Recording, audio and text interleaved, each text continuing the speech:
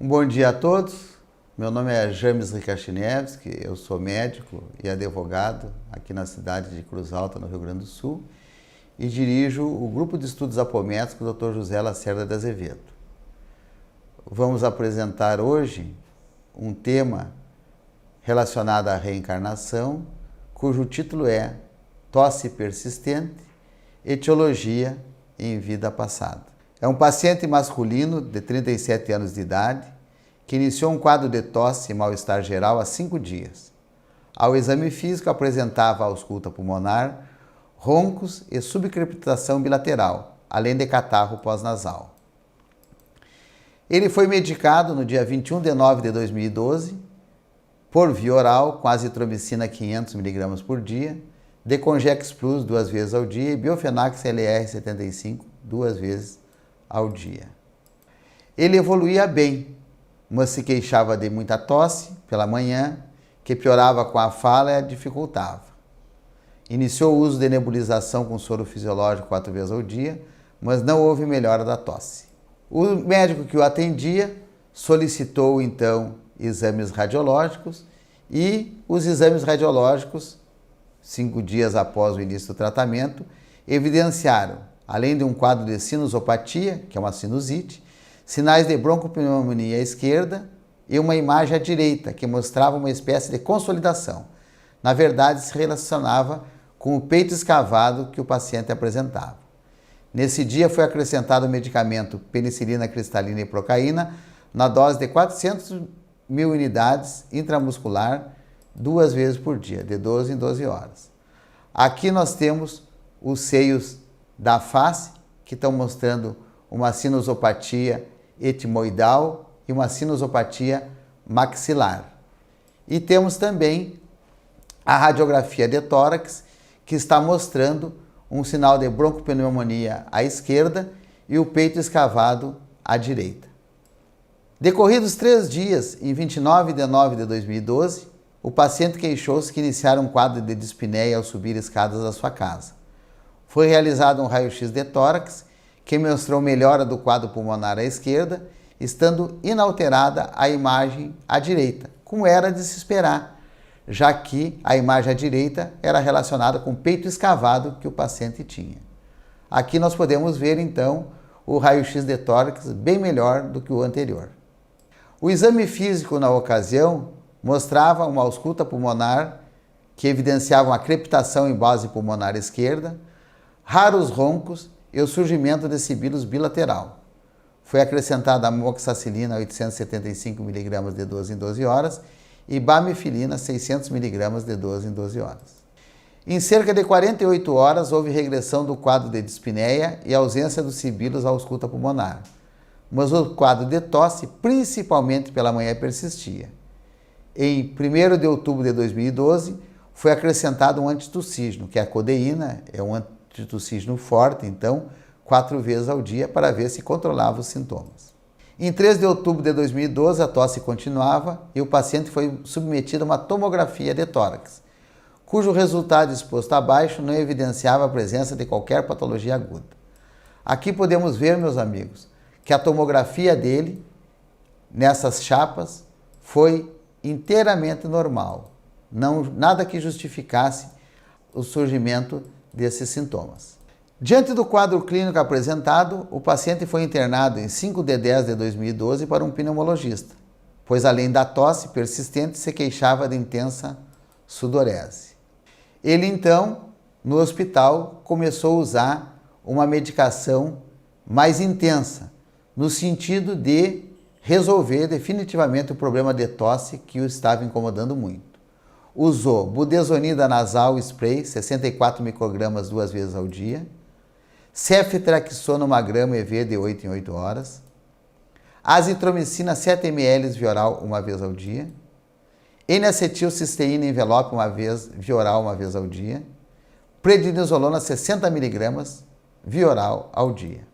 Formoterol 12 microgramas com budesonida 400 microgramas inalado 3 vezes ao dia, omeprazol 20 mg 1 vez ao dia, nebulização com broncodilatador 3 vezes ao dia, fisioterapia respiratória 2 vezes ao dia.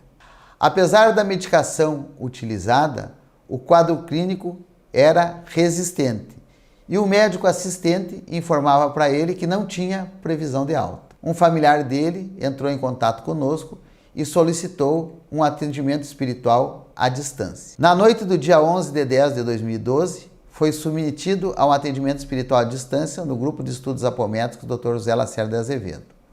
Uma médium identificou no corpo astral do consulente, região da traqueia e esôfago, um espinho que lá havia sido implantado.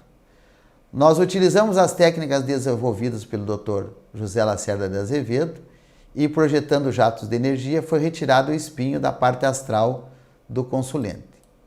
A seguir, utilizamos uma técnica chamada técnica de dialimetria, que consiste em projeção de energia naquele ponto lesado, desfazendo a coesão molecular do corpo astral, para que os espíritos que nos assistem nos trabalhos possam fazer o procedimento naquele local que está lesado, repito, no corpo astral. Foi dada orientação, então, para que o familiar informasse ao paciente que ele teria que comparecer uma vez para ser atendido presencialmente.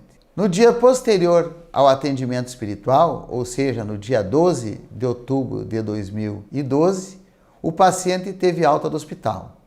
O médico passou a visita, viu que tinha sumido a tosse, que a sudorese não tinha ocorrido e resolveu, como ele estava internado há muitos dias, dar alta para ele continuar o tratamento ambulatorial na sua própria casa. No dia 16 de 10 de 2012, ele compareceu no grupo para atendimento presencial.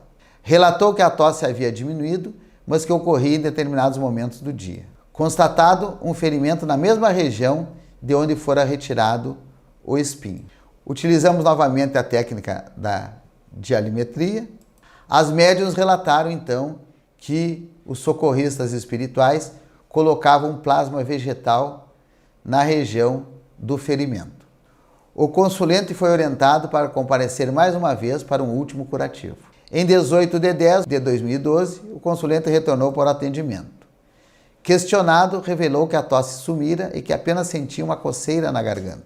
Realizado o curativo nos moldes do anterior e demos como encerrado o tratamento. Passado poucos dias, o consulente manteve contato e afirmou que aquela coceira na garganta não havia melhorado. Manifestava-se em horas impróprias, como por exemplo durante o trabalho. O atendimento presencial, segundo ele, era impossível naquela ocasião. Optamos por um tratamento à distância. Dr. Lacerda, nos seus postulados apométricos, nos informou e nos ensinou que quando um tratamento eficaz é efetuado e voltam os sintomas, geralmente está ocorrendo uma ressonância com o passado do paciente. Ou seja, coisas ligadas a um passado é que estão determinando a origem dos novos sintomas. Abertas as faixas do passado do paciente, no dia 25 de 10 de 2012, incorporou um espírito que foi saudado em nome de Cristo. Questionado, contou que havia sido, na época dos jesuítas, um filho de índios que fora condenado à prisão por roubar comida para se alimentar. Falou que ele e muitos outros morreram de tuberculose enquanto permaneciam presos. Disse que ficaram detidos numa cela fétida e úmida, onde pingava água dia e noite. Para não morrer de fome, comiam laranjas, as quais apanhavam de uma laranjeira próxima à janela da prisão. Questionado, identificou o consulente como o juiz que os havia condenado. Responsabilizava o consulente pelo sofrimento e por ter morrido na prisão. Contou que pegava uma laranja e ficava perfurando com um espinho, sempre com ódio daquele juiz que os condenara a uma morte cruel. Pedindo a proteção de Jesus, direcionou-se energias reparadoras a todos aqueles prisioneiros que estavam naquela prisão, os quais tiveram seus corpos espirituais restaurados, receberam roupas novas e alimentos. Após isso, foram recolhidos para estações de tratamento no astral. O espírito incorporado recebeu um aparelho organizador e teve despolarizados os estímulos da memória, para que se esquecesse definitivamente do consulente e do mal que havia sofrido. Após esses procedimentos, afirmou que estava com a laranja e o espinho na mão.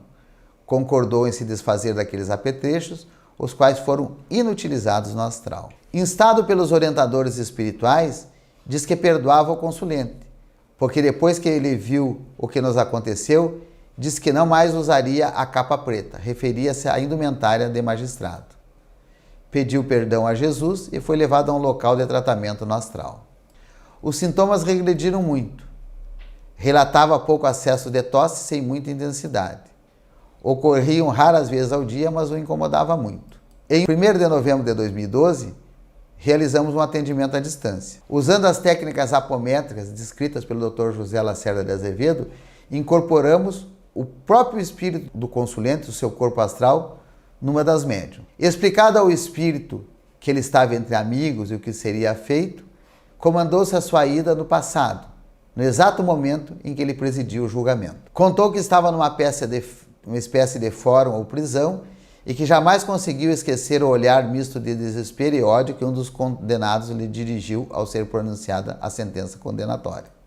Falou que posteriormente visitou os prisioneiros, sensibilizando-se com a situação precária em que se encontrava.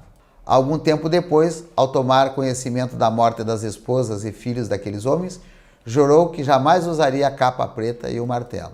Foi fechada aquela faixa de passado, cortando-se o vínculo do consulente com ela. Realizou-se a despolarização dos estímulos da memória do consulente, tendo sido polarizados sentimentos bons e harmônicos. Não mais apresentou sintomas de tosse e dispneia. Na encarnação atual, o consulente e outros familiares seguiram a linha jurídica, alguns galgando importantes graus no poder judiciário. No entanto, o consulente, após concluir o curso de Direito, jamais quis seguir a profissão ou se submeteu a concursos públicos para a área jurídica, demonstrando que o espírito cumpriu o que prometera a si próprio. Nesse ponto, devemos salientar que o Dr. Lacerda, ao criar a apometria, criou esse tipo de tratamento espiritual nos postulados de Kardec, seguindo aquela rotina que muitas vezes o André Luiz descreveu nos atendimentos espirituais nos livros escritos por Chico Xavier.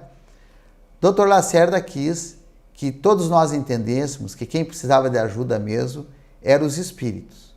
Então, o nosso atendimento de apometria é direcionado a atender os espíritos que sofrem. Quando esses espíritos que sofrem estão sofrendo no passado e uma pessoa nessa encarnação atual fez ele sofrer, pela baixa vibração que eles têm, isso vem até a pessoa e consegue criar doenças, primeiramente no corpo astral, que depois passam para o corpo físico.